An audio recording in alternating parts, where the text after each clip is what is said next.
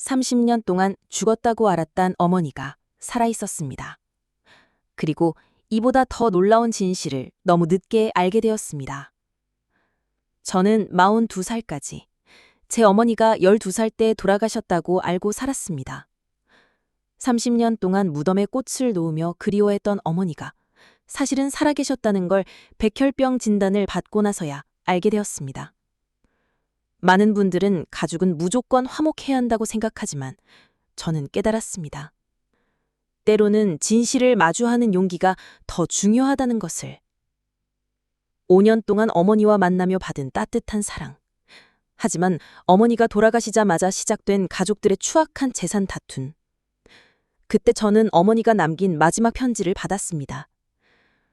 제희야, 이제는 모든 진실을 말할 때가 왔다. 여러분도 주변에 숨겨진 가족의 비밀로 고통받는 분들이 있다면 꼭 이 이야기를 공유해 주세요. 누군가에게는 진실을 마주할 용기가 될 수 있으니까요. 오늘 제 이야기는 반드시 끝까지 들어보시기 바랍니다. 30년 동안 감춰진 진실을 폭로한 제 이야기, 지금 시작합니다. 5년 전 그날은 제 인생에서 가장 절망스러운 순간이었습니다. 사업이 완전히 망하면서 2억 원의 빚더미에 앉았고 설상가상으로 급성 백혈병 진단까지 받았습니다. 병원 침대에 누워 천장을 바라보며 죽음을 생각하던 그때 아버지가 병실 문을 열고 들어오셨습니다. 평소와 다른 무거운 표정의 아버지는 한참을 망설이시더니 입을 여셨습니다. 제이야, 어머니가 살아계신다. 동해에서 혼자 살고 계신다. 순간 제 심장이 멎는 듯했습니다. 어머니는 제가 12살 때 세상을 떠나셨다고 들었습니다. 30년 동안 그렇게 알고 살아왔습니다. 제사 때마다 영정사진 앞에서 절을 올렸던 기억들이 스쳐갔습니다. 어머니 날이면 혼자 무덤을 찾아가 꽃을 놓고 왔던 모든 순간들이 거짓이었다는 뜻이었습니다. 아버지의 목소리는 떨리고 있었습니다. 마치 오랫동안 숨겨온 비밀을 털어놓는 것처럼 힘겨워 보이셨습니다. 저는 며칠 동안 아버지의 말을 믿을 수 없었습니다. 30년 동안의 제 삶이 통째로 거짓말이었다는 현실을 받아들이기 어려웠습니다. 하지만 백혈병 치료비가 절실했고 무엇보다 살아계신다는 어머니를 만나고 싶은 마음이 더 컸습니다. 병실 창밖으로 보이는 회색 하늘처럼 마음도 복잡했지만 희망이라는 것이 다시 생겨나고 있었습니다. 동해행 기차표를 끊던 날, 제 손은 계속 떨렸습니다. 과연 어머니가 저를 알아보실까 하는 걱정부터 30년 동안 왜 소식이 없었을까 하는 원망까지 수많은 감정들이 뒤섞였습니다. 기차 안에서 창밖 풍경을 보며 어린 시절 어머니와의 기억을 되짚어봤지만 너무 어렸던 탓에 선명한 것은 거의 없었습니다. 묵호항에 도착했을 때 바다 냄새가 코끝을 스쳤습니다. 30년 만에 맞는 동해의 짠 바람이었습니다. 골목길에서 건어물 가게를 찾는 것은 어렵지 않았습니다. 동네 사람들에게 김순자 씨를 아니하고 물으니 모두들 친절하게 가르쳐줬습니다. 이곳에서 어머니는 그렇게 30년을 살아오셨던 것입니다. 김순자 건어물이라고 적힌 바래진 간판 앞에 서자 다리가 후들거렸습니다. 가게 안에서 손님과 이야기하시는 여자의 목소리가 들렸습니다. 70세라고는 믿기지 않을 만큼 또렷하고 힘찬 목소리였습니다. 오징어와 명태, 다시마 냄새가 섞인 독특한 향기가 가게 밖까지 퍼져나왔습니다. 문을 밀고 들어갔을 때 계산대 뒤에 앉아 계신 분이 고개를 드셨습니다. 순간 저희 두 사람 모두 말을 잃었습니다. 어머니의 얼굴은 주름이 많이 생기셨지만 여전히 제가 기억하는 그 모습이었습니다. 어머니의 얼굴에는 놀람과 기쁨, 그리고 깊은 미안함이 동시에 스쳐갔습니다. 30년 만에 만난 어머니는 저를 한참 바라보시더니 떨리는 손으로 제 볼을 만지셨습니다. 그 순간 저는 눈물이 쏟아져 나오는 것을 막을 수 없었습니다. 어머니도 함께 눈물을 흘리셨습니다. 가게 안에 있던 손님들이 무슨 일인지 신기하게 바라갔지만 저희에겐 세상에 둘만 있는 것 같았습니다. 첫 만남은 어색했습니다. 어머니는 왜 그동안 연락하지 않으셨는지, 왜 돌아가셨다고 하셨는지에 대해서는 말씀하지 않으셨습니다. 다만 제가 아프다는 소식을 들으시고 얼마나 가슴이 아프셨는지, 치료비는 걱정하지 말라며 당신이 다 해결해 주시겠다고 반복해서 말씀하셨습니다. 제이야, 이제는 어머니가 널 지켜줄게. 어머니의 그 말씀을 들었을 때 저는 42년 동안 혼자 살아왔던 것 같은 외로움이 한순간에 사라지는 것을 느꼈습니다. 30년의 공백을 메우기엔 시간이 필요했지만 그날 저는 동해의 건어물 가게에서 새로운 인생이 시작된다는 것을 느꼈습니다. 어머니는 제게 동해에서 하룻밤 머물다 가라고 하셨습니다. 바다가 보이는 언덕 위 작은 집에서 보낸 그날 밤, 저는 30년 만에 처음으로 어머니의 숨소리를 들으며 잠들 수 있었습니다. 그것만으로도 제겐 기적 같은 일이었습니다.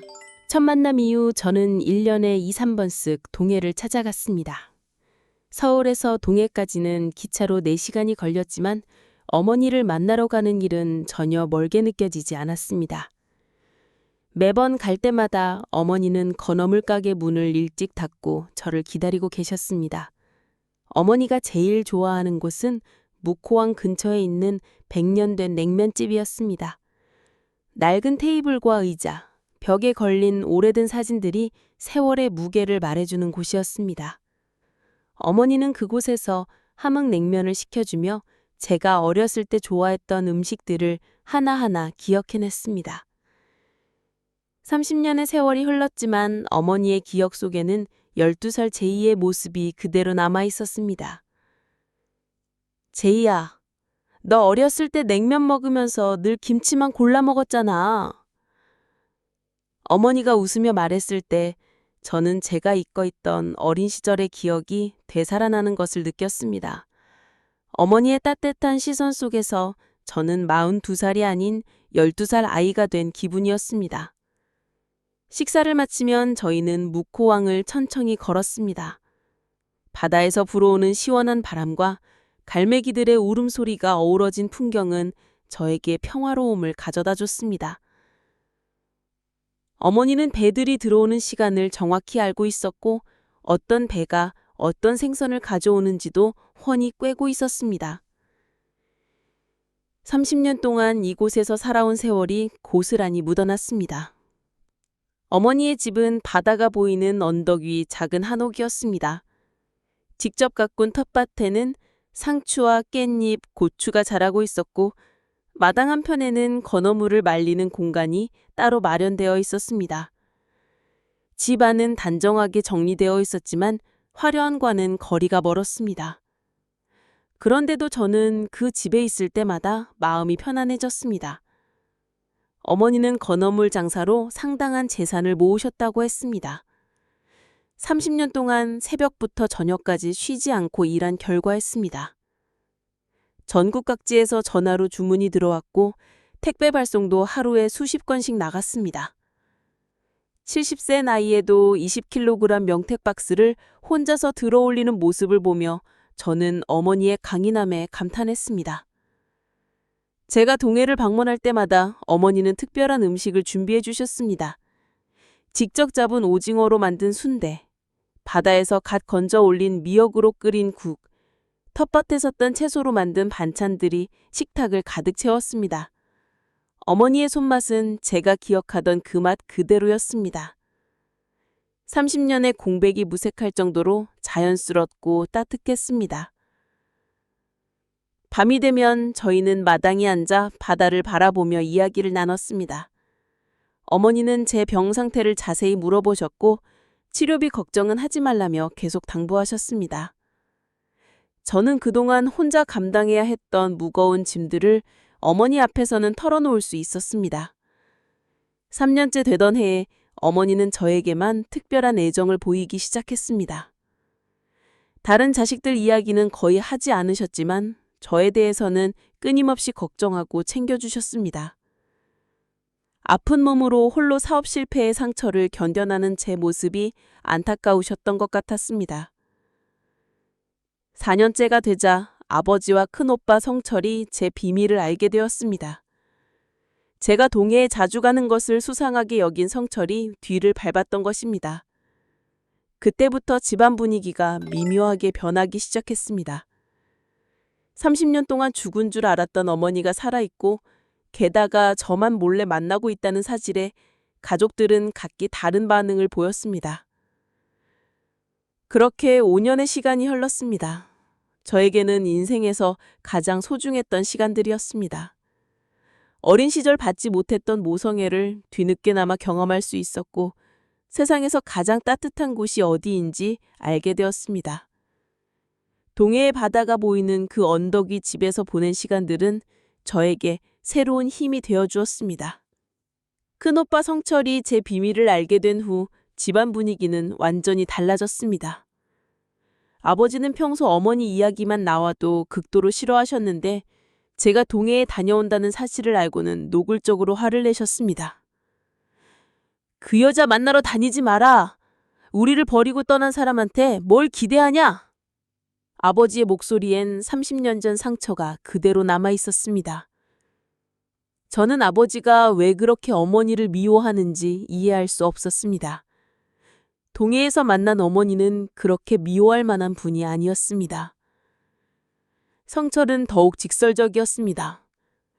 우리를 버린 어머니가 무슨 어머니야? 30년 동안 연락 한 번 없던 사람을 왜 찾아가냐? 저는 성철의 말에 반박하고 싶었지만 어머니가 왜 떠났는지 모르는 상황에서는 할 말이 없었습니다. 어머니는 과거 이야기를 꺼내려 하지 않으셨고 저도 굳이 묻지 않았습니다. 성철은 제가 어머니를 만나러 갈 때마다 불쾌한 표정을 지었습니다. 형은 왜 저 혼자만 만나게 놔두세요? 성철이 아버지에게 따지듯 말하는 것을 들었을 때 저는 가슴이 답답했습니다. 가족이 함께 어머니를 만나면 좋겠다고 생각했지만 아버지와 성철의 반응을 보니 불가능해 보였습니다. 그런데 작은 오빠 성진의 반응은 달랐습니다. 성진은 조용히 어머니와 통화를 시작했습니다. 처음에는 어색하게 안부를 묻는 정도였지만 시간이 지나면서 점점 더 자주 연락하게 되었습니다. 저는 성진이 어머니와 관계를 개선하려고 노력하는 모습을 보며 안심했습니다.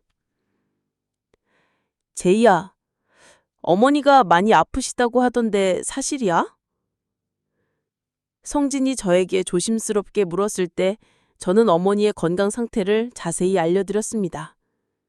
성진은 걱정스러운 표정을 지으며 어머니를 뵙고 싶다고 말했습니다. 하지만 아버지는 성진의 변화를 맞부당히 하셨습니다. 너까지 그 여자 편을 들 거냐? 아버지가 성진에게 쏘아붙이는 말을 들으며 저는 우리 가족이 점점 갈라지고 있다는 것을 느꼈습니다. 30년 동안 봉합되어 있던 상처가 다시 벌어지고 있었습니다. 어머니를 만나러 동해에 갈 때마다 저는 가족들의 시선을 이식해야 했습니다. 성철은 제가 출발할 때마다 차가운 눈빛으로 바라봤고 아버지는 아예 저와 말을 하지 않으셨습니다. 성진만이 저를 이해해 주는 것 같았지만 그조차도 아버지 눈치를 보며 조심스러워했습니다. 저는 어머니께 가족들의 반응을 말씀드릴 수 없었습니다. 어머니가 상처받으실까 봐였습니다. 대신 어머니는 제 표정만 봐도 뭔가 있다는 것을 눈치채셨습니다. 제이야, 집안에서 무슨 일 있었냐? 어머니가 걱정스럽게 물으실 때마다 저는 괜찮다고 거짓말을 해야 했습니다. 8개월 전쯤부터는 집안 분위기가 더욱 험악해졌습니다. 아버지는 제가 어머니 이야기만 꺼내도 자리를 떠나셨고 성철은 아예 저와 대화를 하지 않았습니다. 가족 식사 시간이 고통스러웠습니다. 모두가 각자의 생각에 잠겨 있었고 30년 전 상처가 현재까지 이어지고 있다는 것을 실감했습니다. 저는 그때 깨달았습니다. 우리 가족에겐 30년 동안 숨겨진 무언가가 있다는 것. 단순히 어머니가 집을 나간 것만으로는 설명할 수 없는 깊은 상처와 분노가 있다는 것을. 하지만 그 진실이 무엇인지는 아직 알 수 없었습니다. 8개월 전 어머니로부터 전화를 받았을 때 저는 평소와 다른 목소리를 느꼈습니다. 늘 힘차고 활기찬 목소리였는데 그날은 왠지 기운이 없어 보이셨습니다. 어머니는 며칠 전부터 몸이 좀 안 좋다고 하시며 병원에 가봐야겠다고 말씀하셨습니다. 저는 즉시 동해로 향했습니다. 기차 안에서 계속 불안한 마음이 들었습니다. 어머니는 70세의 나이에도 20kg 명태 팍스를 혼자 들어올리실 정도로 건강하셨는데 몸이 안 좋다고 하시니 걱정이 앞섰습니다. 혹시 제 백혈병이 어머니께 옮겨간 건 아닐까 하는 말도 안 되는 생각까지 들었습니다. 동해에 도착해서 어머니를 모시고 병원에 갔습니다. 검사 결과를 기다리는 시간이 그렇게 길게 느껴질 수가 없었습니다. 어머니는 괜찮다고 하시며 오히려 저를 위로해 주셨지만 저는 마음이 편하지 않았습니다. 30년 만에 찾은 어머니를 다시 잃을 수도 있다는 생각에 가슴이 답답했습니다. 검사 결과는 충격적이었습니다. 급성 백혈병. 제가 알았던 것과 같은 병이었습니다. 의사는 6개월 시한부라고 했습니다. 어머니의 얼굴에서 순간 핏기가 사라지는 것을 봤지만 곧 평소처럼 담담한 표정으로 돌아오셨습니다. 괜찮다. 어머니는 갑상선도 이기고 무릎 수술도 잘 받았잖아. 이번에도 치료하면 괜찮을 거야. 어머니가 저에게 말씀하시는 모습을 보며 저는 어머니의 강인함에 다시 한번 놀랐습니다. 70세의 나이에 시한부 선고를 받고도 이렇게 의연할 수 있다는 것이 믿어지지 않았습니다. 서울의 대형 병원으로 옮겨서 입원 치료를 시작했습니다. 어머니는 병원 침대에 누워서도 휴대폰으로 건어물 주문을 받으셨습니다. 전국 각지에서 걸려오는 전화를 받으시며 퇴원하면 택배를 보내주겠다고 약속하시는 모습을 보며 저는 복잡한 마음이 들었습니다. 어머니, 이제 좀 쉬세요. 건어물 장사는 나중에 해도 되잖아요. 제가 말씀드렸지만 어머니는 고개를 저으셨습니다. 30년 동안 쌓아온 단골 손님들과의 신뢰를 지키고 싶다고 하셨습니다. 병상에서도 이를 걱정하시는 어머니를 보며 저는 제 삶을 되돌아보게 되었습니다. 저는 2억 원 빚에 백혈병까지 겹쳐서 절망했었는데 어머니는 시한부 선고를 받고도 미래를 걱정하고 계셨습니다. 제가 얼마나 나약했는지, 어머니가 얼마나 강한 분인지 깨달았습니다. 30년 동안 혼자서 이 모든 것을 견뎌내셨다는 것이 새삼 대단하게 느껴졌습니다. 가족들에게 어머니의 병을 알렸을 때 반응이 각기 달랐습니다. 아버지는 여전히 못마땅한 표정이었지만 예전보다는 덜 차가우셨습니다. 성철은 그래도 어머니인데 라며 복잡한 심정을 드러냈습니다. 성진은 즉시 병원으로 달려와서 어머니께 죄송하다고 말씀드렸습니다. 입원 기간 동안 저는 매일 병원을 찾아갔습니다. 어머니는 항암 치료로 힘드셨지만 제가 갈 때마다 밝은 표정을 지으려고 노력하셨습니다. 가발을 쓰고 화장까지 하시며 아픈 티를 내지 않으려고 하시는 모습에 가슴이 아팠습니다. 제이야, 어머니가 죽으면 너희들끼리 사이좋게 지내야 한다. 어머니가 가끔 이런 말씀을 하실 때마다 저는 그런 이야기 하지 말라고 했습니다. 하지만 어머니는 현실을 받아들이고 계셨습니다. 30년 동안 혼자 살아오시면서 죽음도 혼자 맞을 준비를 하고 계시는 것 같았습니다. 4개월간의 치료에도 불구하고 어머니의 상태는 점점 나빠졌습니다. 마지막 주에는 의식을 잃는 시간이 많아졌습니다. 저는 병실을 지키며 어머니의 손을 잡고 있었습니다. 30년 동안 놓쳤던 어머니의 손을 다시는 놓고 싶지 않았습니다. 어머니가 마지막 숨을 거두시기 전날 밤 잠깐 의식을 되찾으셨습니다. 저를 모시더니 미안하다고 하시며 제 서랍에 있는 편지를 꼭 읽어보라고 하셨습니다. 그것이 어머니와 나눈 마지막 대화였습니다. 어머니가 돌아가신 후 집에 돌아와서 서랍을 열어봤습니다. 평소에 중요한 서류들을 보관해둔 곳이었는데 그 안에 어머니의 편지가 들어있었습니다. 봉투에는 제이에게 라고 적혀 있었고 어머니의 친필이었습니다. 편지를 펼쳐보는 순간 저는 온몸이 얼어붙는 것을 느꼈습니다. 어머니가 적어놓으신 내용은 제가 상상했던 것보다 훨씬 충격적이었습니다. 30년 동안 숨겨져 있던 우리 가족의 진실이 고스란히 담겨 있었습니다. 어머니는 아버지의 폭력 때문에 집을 떠났다고 쓰셨습니다. 30년 전 아버지는 술만 드시면 어머니를 때리셨다고 했습니다. 저는 어렸을 때 아버지가 술 드시고 집에 들어오시면 방문을 잠그고 숨어있던 기억이 났습니다. 그때 거실에서 들리던 큰 소리가 무엇이었는지 이제야 알 것 같았습니다. 편지에는 더 충격적인 내용이 있었습니다. 아버지가 다른 여자와 바람을 피우셨다는 것이었습니다. 그 여자와의 사이에서 아이까지 생겼는데 그 아이가 바로 작은 오빠 성철이라는 것이었습니다. 저는 편지를 읽으면서 손이 떨렸습니다. 성철이는 네 아버지와 그 여자 사이에서 태어난 아이다. 내가 성철이를 키운 것은 죄 없는 아이를 버릴 수 없어서였다. 어머니의 글씨가 흐려져 보였습니다. 눈물이 나와서인지 아니면 어머니가 눈물을 흘리며 쓰셨던 것인지 알 수 없었습니다. 편지를 다 읽은 다음에서야 모든 것이 이해가 되었습니다. 왜 아버지가 어머니 이야기만 나오면 그렇게 싫어하셨는지, 왜 성철이 어머니를 원망했는지, 왜 성진이 조용히 어머니와 관계를 개선하려고 했는지 모든 것이 명확해졌습니다. 아버지는 자신의 잘못을 숨기기 위해 30년 동안 어머니를 죽은 사람으로 만들어버리신 것이었습니다. 성철은 진실을 모른 채 어머니를 원망하며 살아왔던 것이고, 성진은 자신의 출생에 대한 비밀을 어렴풋이 알고 있었던 것 같았습니다. 제이야, 이제는 진실을 말할 때가 왔다. 네가 이 편지를 읽고 있다는 것은 어머니가 세상을 떠났다는 뜻이겠지. 30년 동안 참고 견뎠지만 이제는 모든 것을 밝혀야 한다. 어머니의 마지막 부탁이었습니다. 편지 끝에는 또 다른 놀라운 사실이 적혀 있었습니다. 어머니가 30년 동안 모은 재산의 대부분을 저에게 남겨주신다는 것이었습니다. 동해의 집과 상가와 그리고 상당한 현금까지 모두 제 명의로 되어 있다고 하셨습니다. 성철이와 성진에게도 조금씩 나눠주어라. 하지만 네 아버지에게는 한 푼도 주지 마라. 그 사람은 받을 자격이 없다. 어머니의 마지막 의지였습니다. 저는 편지를 읽고 나서 한참을 멍하니 앉아 있었습니다. 30년 동안 제가 알고 있던 모든 것이 거짓이었습니다. 어머니는 가해자가 아니라 피해자였고 아버지는 피해자가 아니라 가해자였습니다. 성진이 제 친형이 아니라는 사실도 받아들이기 어려웠습니다. 30년 동안 함께 자란 가족이었는데 혈연 관계가 아니었다는 것이 믿어지지 않았습니다.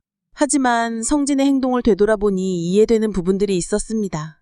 어머니의 편지를 다 읽고 나서 저는 결심했습니다. 장례식에서 재산 이야기를 꺼낸 가족들에게 이 모든 진실을 알려주어야겠다고 생각했습니다. 어머니가 30년 동안 혼자 견뎌온 고통을 이제는 세상에 드러낼 때가 왔다고 느꼈습니다. 어머니가 백혈병 진단을 받고 서울병원에 입원하신 후 가족들의 태도가 180도 바뀌기 시작했습니다. 특히 아버지의 변화가 가장 눈에 띄었습니다. 평소 어머니 이야기만 나오면 극도로 싫어하시던 분이 갑자기 어머니의 재산 규모에 관심을 보이기 시작했습니다. 처음에는 자연스럽게 접근하셨습니다. 제이야, 어머니가 동해에서 장사 잘 되신다고 하던데 얼마나 모으셨을까? 마치 단순한 호기심인 것처럼 물어보셨지만 저는 아버지의 눈빛에서 다른 의도를 읽을 수 있었습니다. 30년 동안 철저히 외면하셨던 어머니에게 갑자기 관심을 보이시는 이유가 무엇인지 뻔했습니다. 성진의 행동은 더욱 노골적이었습니다. 어머니가 입원해 계신 동안 몇 번이나 동해에 내려가셨습니다. 어머니 문병을 간다고 하셨지만 실제로는 어머니 집과 상가를 둘러보고 계셨던 것 같습니다. 어머니가 의식을 잃고 계실 때에도 동해에 내려가셔서 무엇을 확인하고 오셨는지 저는 다 알고 있었습니다. 제이야, 어머니 집에 가보니까 생각보다 크더라. 상가도 있고 말이야. 성진이 저에게 넌지시 말했을 때 저는 가슴이 답답했습니다. 어머니가 병상에서 고생하고 계시는데 벌써 재산 규모를 파악하고 있다는 것이 믿어지지 않았습니다. 아버지는 성철에게도 압박을 가하기 시작했습니다. 평소 어머니를 만나는 것을 극도로 반대하시던 분이 갑자기 성철에게 병문안을 가라고 하셨습니다. 그래도 어머니인데 한 번은 가봐야지 않겠냐? 아버지의 이런 변화를 보며 저는 사람의 욕심이 얼마나 무서운 것인지 깨달았습니다. 성철은 처음에는 거부했습니다. 30년 동안 죽은 줄 알던 어머니를 왜 갑자기 만나라고 하세요? 하지만 아버지의 계속된 압박에 결국 한 번 병원에 다녀왔습니다. 어머니를 만나고 온 성철의 표정은 복잡했습니다. 미안함과 당황스러움이 섞여 있었습니다. 어머니는 가족들의 진짜 속마음을 전혀 모르고 계셨습니다. 성진이 자주 연락한다고 기뻐하셨고 성철이 병문안을 왔다고 좋아하셨습니다. 심지어 아버지가 안부를 물어본다는 말에 눈물까지 흘리셨습니다. 30년 만에 가족이 다시 화해할 수 있을까봐 어머니의 그 말씀을 들었을 때 저는 가슴이 찢어지는 것 같았습니다. 어머니가 마지막 숨을 거두시기 전 일주일 전에 성진이 또 동해에 다녀왔습니다. 이번에는 어머니 집 열쇠까지 구해서 안을 자세히 둘러봤다고 했습니다. 제이야, 어머니가 정말 많이 모으셨더라. 집도 그렇고 상가 임대료도 상당할 것 같아. 성진의 말에서 흥분이 묻어났습니다. 아버지는 어머니의 통장이나 인감 등이 어디에 있는지까지 물어보셨습니다. 혹시 몰라서 미리 알아두는 게 좋지 않겠냐고. 어머니가 의식을 잃고 계신 상황에서 이런 말씀을 하시는 아버지를 보며 저는 30년 전 어머니가 왜 집을 떠나셨는지 조금이나마 이해할 수 있었습니다. 어머니가 마지막 숨을 거두시던 날 가족들은 모두 병실에 있었습니다. 하지만 진짜 슬퍼하는 사람은 저뿐이었습니다. 다른 가족들의 눈에는 이미 어머니 재산에 대한 계산이 들어 있었습니다. 어머니의 마지막 숨소리가 멋진지도 채 1시간도 되지 않았는데 벌써 유언 이야기를 꺼내는 모습에 저는 말문이 막혔습니다. 장례식장에서도 마찬가지였습니다. 조문객들이 있는 앞에서는 슬픈 척하다가 혼자 있을 때는 재산 이야기만 했습니다. 어머니가 재산은 3남매가 사이좋게 해결하라고 했어. 제가 말했을 때 가족들의 표정이 환해지는 것을 봤습니다. 30년 동안 죽은 줄 알던 어머니가 남긴 유산을 받을 생각에 들떠 있었습니다. 어머니가 30년 동안 혼자 견뎌온 고통은 전혀 생각하지 않았습니다. 저는 그때 결심했습니다. 어머니가 진짜로 남긴 유언장을 공개해야겠다고 생각했습니다. 돈에 눈이 먼 가족들에게 30년 동안 숨겨져 있던 진실을 모두 알려주어야겠다고 다짐했습니다. 어머니의 마지막 부탁을 지키기 위해서라도 더 이상 침묵할 수는 없었습니다. 장례식이 끝난 다음 날 저는 어머니가 편지에서 언급하신 증거들을 수집하기 시작했습니다. 30년 전의 진실을 증명하기 위해서는 확실한 증거가 필요했습니다. 단순히 어머니의 편지만으로는 가족들이 믿지 않을 것이라는 생각이 들었습니다. 가장 먼저 찾아간 곳은 고모 댁이었습니다. 아버지의 누나인 고모는 30년 전 상황을 가장 잘 알고 계실 것이라고 생각했습니다. 고모는 제가 찾아가자 반가워하시면서도 무슨 일인지 궁금해하셨습니다.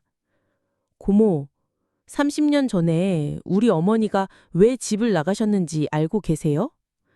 제가 조심스럽게 물었을 때 고모의 표정이 어두워졌습니다. 한참을 망설이시더니 입을 여셨습니다. 제이야, 그 이야기는 꺼내지 않는 게 좋겠다. 다 지난 일이잖아. 하지만 제가 계속 물어보자 고모는 결국 말씀해 주셨습니다. 아버지가 술 드시고 어머니를 때리던 일, 다른 여자와 바람을 피우던 일, 그 여자와의 사이에서 성진이가 태어난 일까지 모든 것을 확인해 주셨습니다. 저는 고모의 증언을 휴대폰으로 녹음했습니다. 작은아버지 댁도 방문했습니다. 작은아버지는 고모보다 더 자세히 말씀해 주셨습니다. 너희 아버지가 그때 얼마나 엉망으로 살았는지 모른다? 술만 마시면 집에 와서 순자를 때렸어. 우리가 말려도 소용없었지. 작은아버지의 증언도 녹음으로 남겼습니다. 큰고모 댁에서는 더욱 구체적인 이야기를 들을 수 있었습니다. 그 여자가 성진이를 낳고 나서 네 어머니한테 아이를 맡기고 도망갔어. 순자가 얼마나 힘들어했는지 몰라. 남편은 때리고 남의 아이는 키워야 하고. 큰고모도 당시 상황을 생생히 기억하고 계셨습니다. 친척들의 증언을 모두 수집한 후 저는 가장 중요한 증거를 확보하기로 했습니다. 성진이 정말 아버지의 친아들이 아니라는 것을 과학적으로 증명해야 했습니다.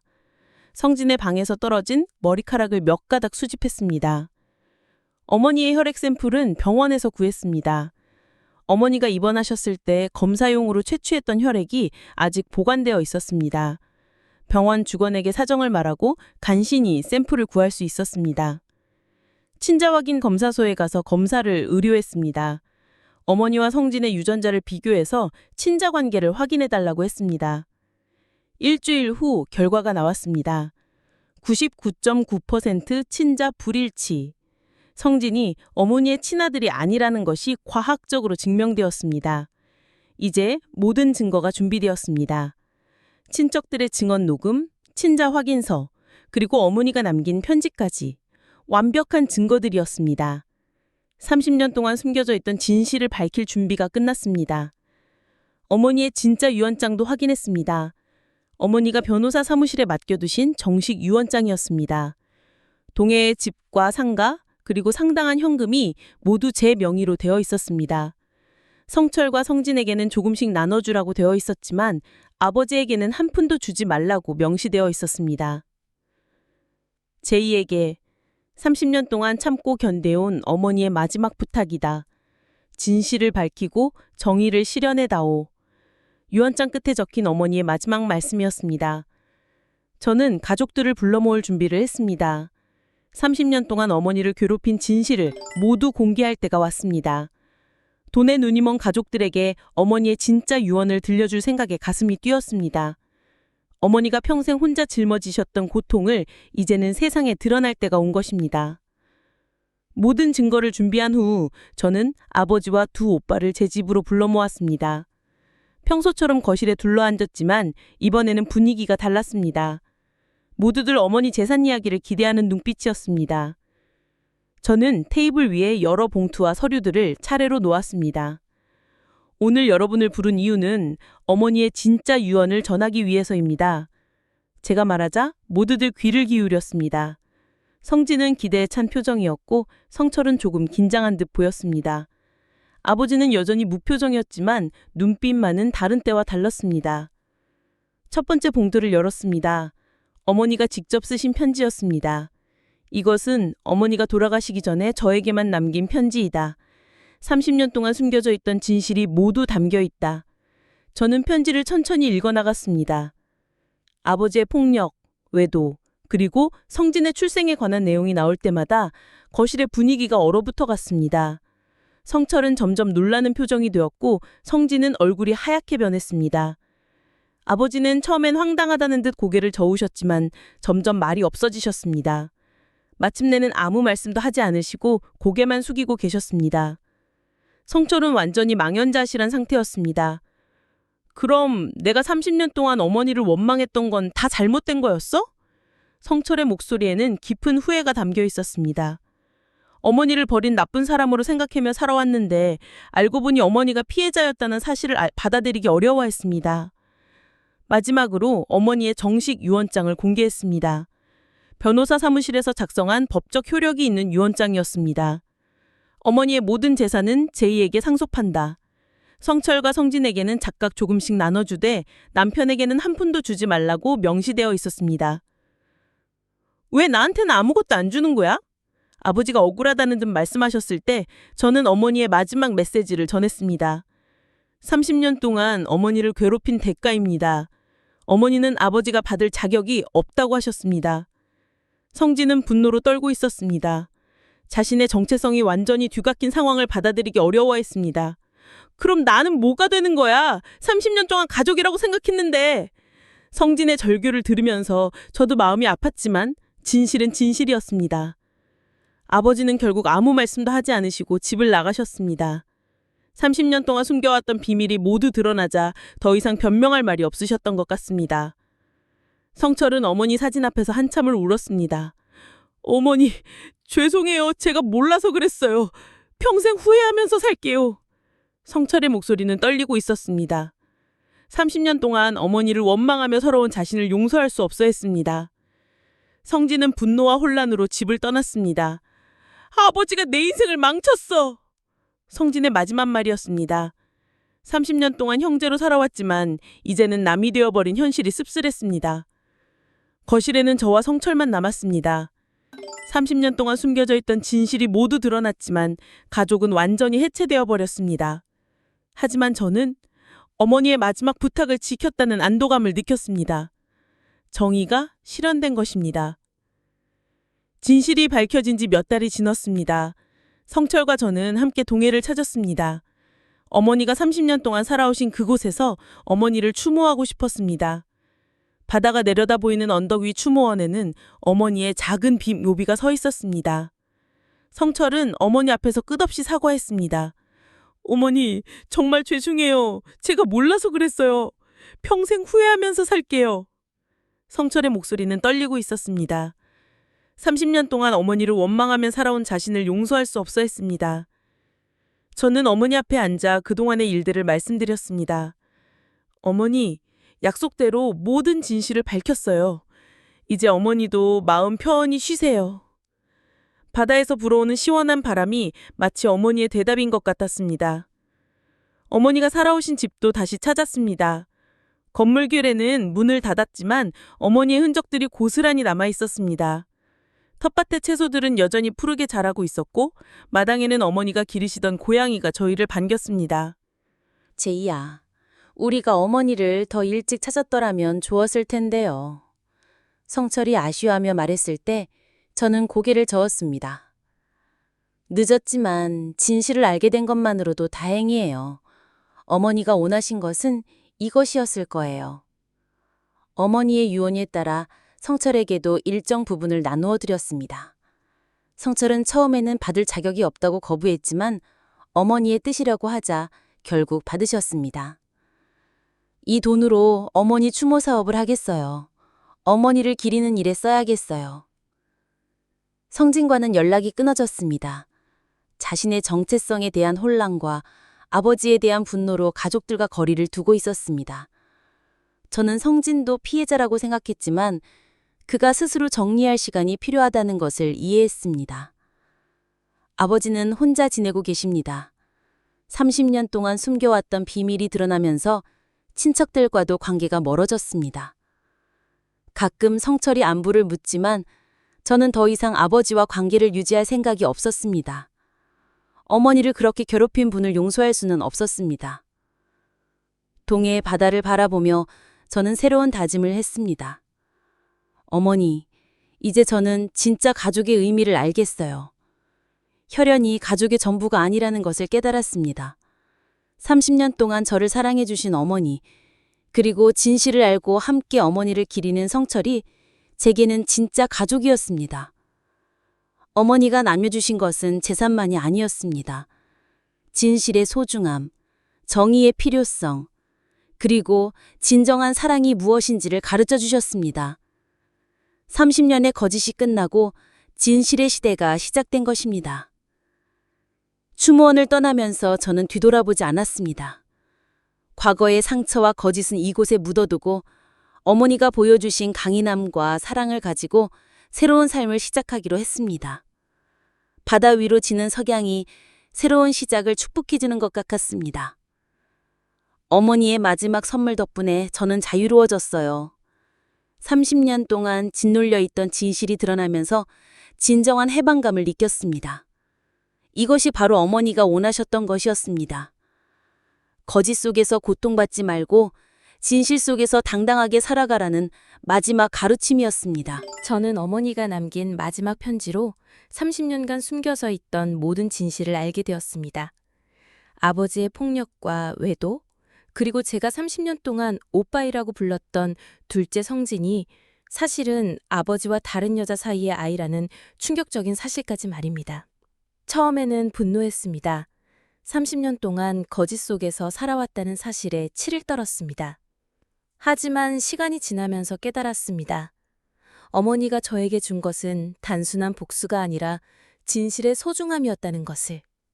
공자는 진실을 알고도 침묵하는 것은 거짓말과 같다고 했습니다. 저는 어머니의 마지막 부탁에 따라 모든 진실을 밝혔고 그 결과 가족은 해체되었지만 진정한 자유를 얻었습니다. 지금 저는 동해바다가 보이는 언덕에서 어머니와 약속했습니다. 더 이상 거짓 속에서 살지 않겠다고, 진실한 삶을 살겠다고 말입니다.